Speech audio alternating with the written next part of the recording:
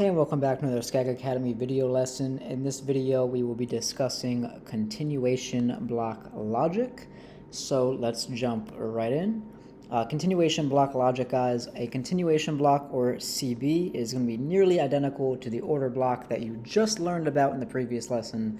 The main difference here is going to be that this is a less protected price level and is often found in quote-unquote less important parts of a cycle.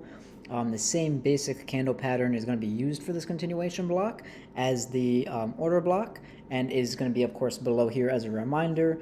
However, the location of these will differ, and also how we anticipate a potential reaction from them. But just to kind of remind you, this is the standard, bullish engulfing, bearish engulfing pattern that we are still talking about here.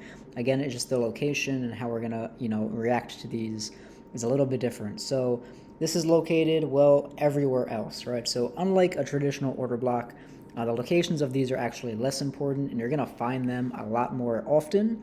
And this is going to happen in, again, many different locations. The big takeaway here is that they will often form right after a traditional order block and in the middle of, again, inefficient trading zones, or anywhere after phase C has completed. So where we normally see the standard order block form down kind of at these climactic lows and climactic highs, the continuation order block usually lives slightly after that in the LPS and LPSY territory, and frequently after we are already moving out of the market. So these kind of are your order blocks that live inside of the main trend, whereas the order blocks kind of live inside of that actual calls buildup.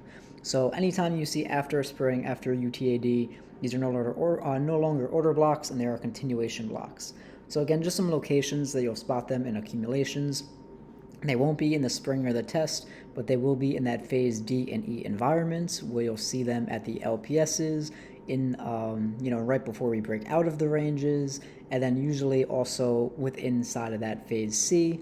Same thing for distributions. It won't be the UTAD or the test, but it will come into that phase D environment in the LPSYs and as you begin to break out of the range.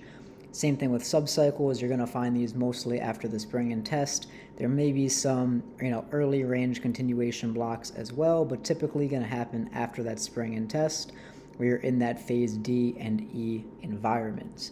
Now let's talk about how we're going to play a CB. This will be the last little section here on these continuation blocks. It's a little bit different from an order block, so the main way we play these is the expected wipe, or the test above or below the candle. So unlike an order block, a continuation block is actually not expected to hold price. It is expected to be erased. So a typical order block is, again, what we call protected price action. You should not push, beyond those points. With this continuation block, we do expect for them to get liquidated. So if we take a look at this continuation block that we have here, right, we have the little structure points. This is, in a trending environment. And this is the, top of that continuation block that we're talking about. And you can see how price comes right up into this area, liquidates just above it. And then you can play this one of two ways. You can enter right at the, erase of it. So as you push above it, you can begin to take maybe an aggressive entry because you don't have full confirmation, again, that the supply will ultimately hold here and won't seek further, supply. But as it moves back down under this level and the continuation block is wiped, you can begin to look to trade after that fact. So you see the push up, you see the wipe of it, you see an additional test, and then you see it start to close back down, and then you can find your entry after that point. So again, if you're going to play this as like a limit order, you'd put your limit order right here at the top, a little bit above it, run your stop above previous structure or some other wick to the left, maybe above, some inefficiency that might lie there. And then you'll play as it begins to move down.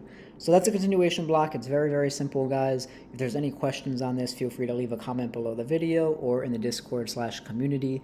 And with that being said, as always, I will see you guys in the next lesson.